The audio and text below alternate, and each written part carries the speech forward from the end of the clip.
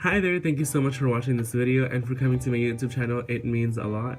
My name is Carlos Gallo and I am a student at Portland Bible College here in Portland, Oregon. And more than that, I am someone who has had experience with churches that have been around for 20 years, 10 years, less than a year, or that are just starting up actually. So whatever journey you're on, whatever part of your journey you're on, this video is for you. If you want to grow your church visibility, these are my 4 main tips on how to do that. My first tip to you is invest in social media marketing and graphic design. Graphic design and social media are such an important tool in the world of today, in the world of tomorrow, and the world of the future. That is how people find their news. That is how people find what they're interested for. That is how people buy houses. That's how people shop. So why wouldn't people find the church on social media? Well, it's such an important tool that I've spoken to several people along my years here in East Oregon, and I've seen a lot of people just tell me, well, yeah, I kind of looked at their social media. I really liked how they look. Their vibe kind of seemed cool. So I decided to go to that church, and ever since I've been there. You know, that speaks so much about a church is their social media. A lot of people look for a church. They sometimes even type into Google Maps. They're like, okay, church. And some locations pop up and they go and visit their website, look at their social media. So yeah, social media marketing and graphic design is one of the first things that gives the impression about the church. Invest in it. Look for things that people are looking at. Look at these social media accounts from churches like Vous Church, Hillsong Church, Vive Church, ZOE Church. Just look at all these different churches, Mannahouse. You also have churches like ZOE Church, Mosaic Church. Look at all these different churches and what they're doing on their Instagrams, their Twitters, their Facebooks. Look at what they're doing to reach people. Why do they have so many, such a big online presence? Well, what are they doing? What are they offering to people? What visuals are looking nice to people? What's visually appealing? So look for that. Draw inspiration from that. Another thing I would tell you is if you don't know how to do graphic design, you're not a person that knows how to use Photoshop, you don't know how to make videos all that well, that is fine. Look for someone who can do that. Look for someone in your congregation who has a passion for that. See, as a church leader or as a church pastor, you don't always have time to do all of that. And you're not called to do all of that. You're called to delegate and help people find their passion to help you run the church. Your job is to pastor the people, and this is such a great way that you can do that, is find someone who has a passion for it.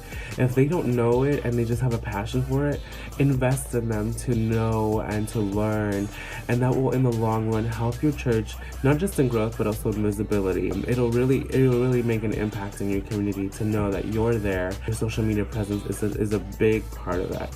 So invest in that. Look into these other accounts. Another tool that I would recommend is using canva.com. It's spelled like canvas, but without the S. So canva.com. It's so easy to use. It's such an easy interface. People use it all the time for Instagram stories. They use it for social media posts. They use it for signs and posters. Look at all these different things that people are using, and that's a really free tool for you and your team that you can use and just make designs, make even a logo there. So use those resources. Those will really help out your church and your visibility on your social media and online presence. The next tip that I would give you is offer the community a service besides a church service. Something they might not know that they need, or something that they may not know that they want. What do I mean by that? Well, a great example of that is Mannahouse Church in Portland, Oregon. They offer a room for their police officers, Portland Police, and they come into that room and it's 24/7, it's open for them. They have the access code or the badge or whatever they do for that. They have a secure way of getting in. And they actually have that break room stocked in the fridge. The fridge is stocked with snacks, food. It is just stocked in there for whatever they may need. So that place is a place for them to take a rest, write their reports in a nice place, just be able to relax and rest and have a place where it's safe for them. And that bridges a gap not only between the church and the community, but also between the city. And that just makes people feel proud for having that church around in the community. So I know that it's been a big impact for Mannahouse. You know, the presence that they have on the campus is also another measure for safety and security. It really gives them an advantage as well. You know, nowadays churches are not that safe to go to anymore and don't feel as protected or as safe at a church. And this is one of the ways that you can help deter that and make that feel safe for you.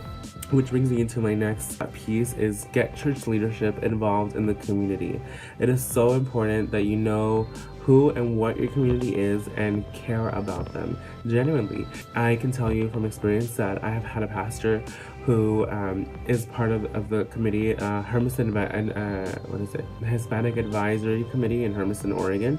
And it bridges the gap between not only the Latino community and the Hispanic community and the city, but also between the church as well. Just to have someone there, a leader in faith, it really brings a lot of people together and makes them feel safe and makes them feel like, oh, this is something that I can be a part of and an avenue for me. Another thing that my pastor is a part of is he is also a chaplain for the Hermiston Police. So he is involved in every way that he can with the community, and it really helps because it just bridges that gap. Like I said before, it bridges that gap between the church and the city, and we are not separate, we are together, and it just makes a great and beautiful partnership. Which brings me to my next point is get your whole church involved in community. Don't isolate yourselves from the rest of the world. See, the church, there's a stigma between the church and the community that we can't be involved together, we can never have a partnership. Well, that's just wrong, actually. The church has so much to offer. The church is not just a building, it's the people. And we've heard that said before, is that there's so much that the church can offer besides prayers. We can also offer just to host events. One thing that I've seen from Mannahouse Church here in Portland, Oregon, is that they do this thing called Live Love Northwest, which is an event that they offer for parents to come in and shop around for gifts. And these gifts are absolutely free. The parents take these for their kids so they can give them to them for Christmas. And it's so wonderful because it not only lets these people see that, hey, the church is here for you in any way that we can and we want to love you, but the kids also see, hey, there's a place for me here. That'll just make the parents more and more want to come to the church. Another thing that I've seen in Hermiston, Oregon, many churches come together for one day, and I believe it's a Saturday. They come together and they beautify their city. It's an event called I Love My City, and they wear these red shirts and they just go around town all day picking up trash, cleaning people's houses, mowing people's lawns, cleaning up leaves, doing whatever they can to beautify their neighborhood. They open the city garbage dump, and it's free for anybody who wants to go dump something in the garbage. You know, that just makes such an impact for people. That makes them see, oh my gosh, well, the church is not just four walls, it's the people. And yeah, that's what we're meant to be, and that's what we're meant to show. So that's important, is just having ways and avenues that you can interact with your community and just show them that you're there and that you're present and you're ready to receive them and you're here to offer the help that you can help with. And I just think it's so important because the church is not meant to be sending out missionaries just around the globe or overseas, but the church is also to be a missionary to their own community. You know, we're meant to serve our community however we can and make disciples of all nations. And these are 4 tips that may just help you do that as well. And these are my tips to you on growing church visibility. If you have any more tips yourself that you'd like to leave in the comments for other people to read, people that are just starting off or just want to grow their church visibility, please feel free to do that in the comments below. And I'll see you next time. Thank you so much for watching. Hey, hope you liked the video. Hope you liked the content.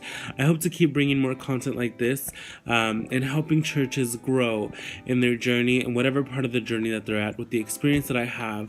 And also, I would like to let you know that if you would like to support me in making more of these videos, I am in college, so it does help a lot when people donate. I do have a GoFundMe link in the description box below that you can give money, whatever the Lord puts on your heart. It would be greatly appreciated. And I also want to let you know you can like, share, and subscribe this video, and that would be awesome, and do all that fancy stuff. I'll see you next time, and thanks for watching.